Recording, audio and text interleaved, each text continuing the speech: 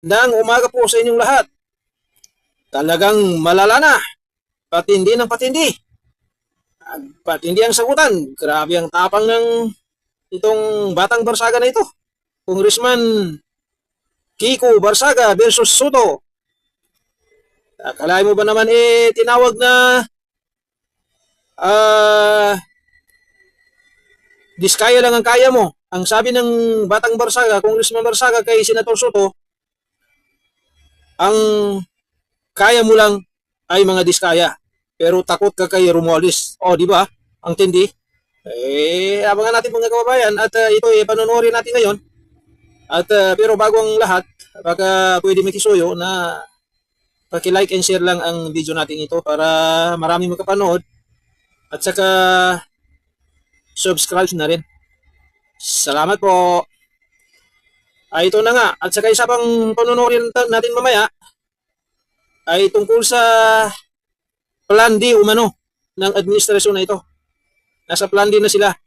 Ang ibig sabihin, ayon kay Kyrie, ipapaliwanag niyo, panonorin natin mamaya, ay nasa plan D na sila ngayon. Kaya pala pinaupo itong si Soto dahil ang gusto nila ay ibalik ang usapan sa impeachment ni VP Sara.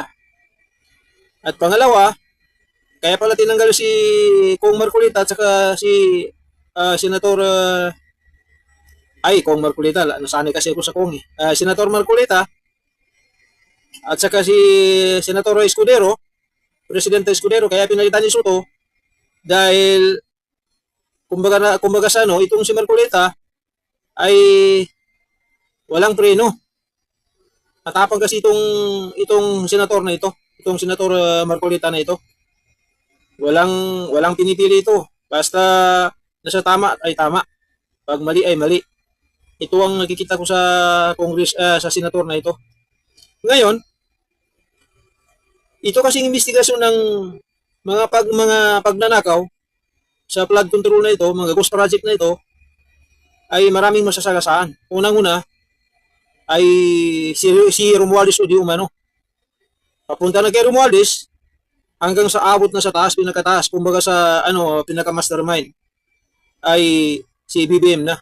Di umano, ayon sa pagpapaliwanag ni Kyrie na ito. At ito ay mapapanood niyo mamaya. At wala na tayong mahabang kwentuhan pa. At kayo na mismo ang bahala pumusga sa mapapanood niyong video ngayon. Pakita mo na lang yung picture. Sige nga. Ito yung bagong Kiko. Ay, bagong karakter, ha? Ito po Bagong, ay... karakter ng telenovela. Yes, ng season 2, ha? Ang kalaban niya ay buong Congress. Sinong Kiko yan? Si 4th District Representative Francis Kiko Barsaga, Jen. Matindi yan. Anak ba ito ni Kong PD, Barsaga? Yata. Ayun. Ito naman Kiko. Si Kong ay PD. Okay. Nag-post kasi siya sa kanyang social media, Jen. Dahil... So, kanya account ito? Kanya account ito. Uh-huh. Mayroon daw bang post si Senador Tito Soto tungkol sa kanya? Itong una niyang post, yung nag-iisa muna. Uh-huh. Yan. Ang sabi niya rito, the Romualdez issue is incomparable with Vico Soto's investigation. I firmly believe that the mayor is good, honest man that is doing what is best for his city and country. But Tito Soto's closeness with Romualdez is limiting his option for investigation. Ayan. Masakit nga naman yan, no? Ay, sinagot niya ni Sen, Tito. Okay. Sumagot naman Senador Tito Soto. Ay, sabi niya, wag mong gamitin si Vico. There are many points he is missing. I've been a long time friend of Martin Romualdez. Kasi sinasabi niya kasi dito, sa mahabang post ni Tito, kasi ito, kinrap na niya una-una, hindi naman daw siya ang Blue Ribbon Committee na mag-iimbestiga. Okay. Kaya pero itong post na ito, particular, ay post ito ni Kiko. Sa ano niya to? Sasagot niya yan kay Tito Soto. Ayun. Ang sabi kasi ni Tito Soto, hindi naman ako ang Blue Ribbon. Tapos kaya huwag kang masyado, kukunti lang nalalaman mo. Yung missing points, di ba, sabi niya. Kilala ko yung mga yan, Martin Romualdez, etc. Kung sino-sino. Ito ang kanya sagot. Diskaya lang ang kaya mo, takot ka kay Romualdez. Ibang klase.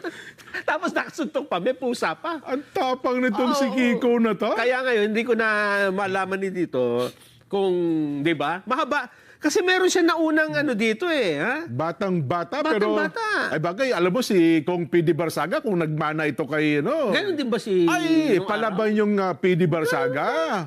Oo. Eh, pakinggan natin mismo yung kanyang sinabi. Itong unang sinabi niya, bago itong mga post na ito. Sige nga. Sa interview ito ng media kahapon eh. Oh. Kasi di ba, sabi niya, nag-resign na siya sa majority. Sa majority. Kasi meron silang coalition. Member siya ng NUP. Oo. Nationalist, NUP. Oh, tapos, yes. ang sabi niya ay, pinagbintangan kasi ako na nagpapapirma Siya daw ang nagpapapirma para patalsikin si Speaker Martin. Dinanay niya. Oho. Pero meron pa siyang kasunod na sinabi. Ito Yan. yung sinabi niya. Pakinggan po natin. Well, I believe that if anyone should be investigated, the first person to be investigated is House Speaker Martin Romualdez Why, sir? Why? Bakit po? because he's now Speaker. And do you think meron ba kayong personal knowledge about his involvement in any of the anomalous projects or any of the projects? I have some personal knowledge. Can you elaborate, sir? I will not be elaborating that yet. But I'd like for Speaker Romualdez to be speaking in the I'd like Speaker Romualdez to also be involved in the DPWH hearings. Matalim din ang dila nitong si Kiko na ito, Batang-bata, pero... So kaya mo pala nasabing isa sa mga bagong karakter ngayon, Bago kasi mahabang ano yan. Oho. Hindi yan matatapos ng isang Yes. episode lang, di ba? Mukhang- Sunod-sunod na yan. Nakita ba yung sagot ni Kong Barber sa kanya? Ano sabi? Di ba kayo na binasa natin sa balita, mukhang siya yung pinatutungkulan ni... Sapagkat si Congressman Ace Barbers pala ngayon, ginawang spokesperson ni Speaker Martin. para hindi siyang personal na humaharap. Galing si Sara Duterte. Believe me, kapag hindi po natuloy si Boying Remulla sa pagka-ombudsman dahil very controversial, ibabalik nila ang impeachment proceedings. Yan po ang purpose niyan.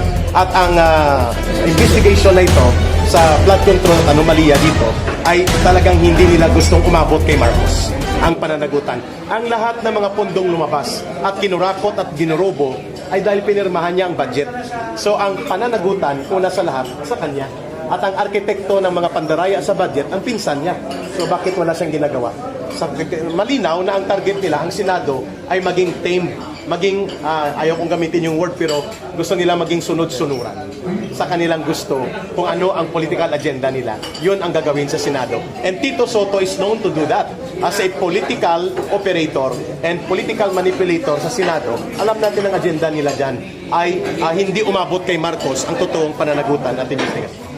Pero meron pang sir, itong pagdinig sa Senado, pinangalanan ng Diskaya yung lahat ng congressman, pero wala silang pinangalanan na senador. So ano sabi mo dyan sa congressman lang sa tingin ko parang Kulang yung binabanggit ng mga Diskaya. Alam po natin na mga senador, tumatanggap din po yan ng mga proyekto. Ang isang lumalabas na pangalan na iniiwasan nilang makalkal, itong si Grace po. Dahil po sa mga congressional insertions, partikular sa mga ayuda na pinakanibangan ng kanyang anak sa party list election. So malinaw po na hindi lang ito sa mga congressman. Pero nonetheless, kung mayroon man pong lumabas na mga involvement ang ilang senador at mga kongresista dito, they are also liable and accountable na managot. Pero ang may malaking pananagutan na iniiwas talaga nila, si Martin Romualdez at si Marcos. Ang lahat ng mga lumalabas na pangalan sa Aldico, mga grupo nila sa Congress, tauhan ni Romualdez. At si Romualdez, operator ni Marcos. So, 1 plus 1 is equals 2. That's the very simple logic about that. We don't need even to finish the Senate Blue Ribbon Committee to point out kung saan nanggaling ang pinagmulan ng pandarambong sa kaban ng bayan. Inuulit ko, the monumental restoration of plunder and corruption was facilitated and being orchestrated by Marcos and Romualdez. Yan ang tatak Marcos, mandarambong at abusado sa poder at walang pakialam sa kabutihan ng mga mamamayan. Maraming salamat. maraming salamat.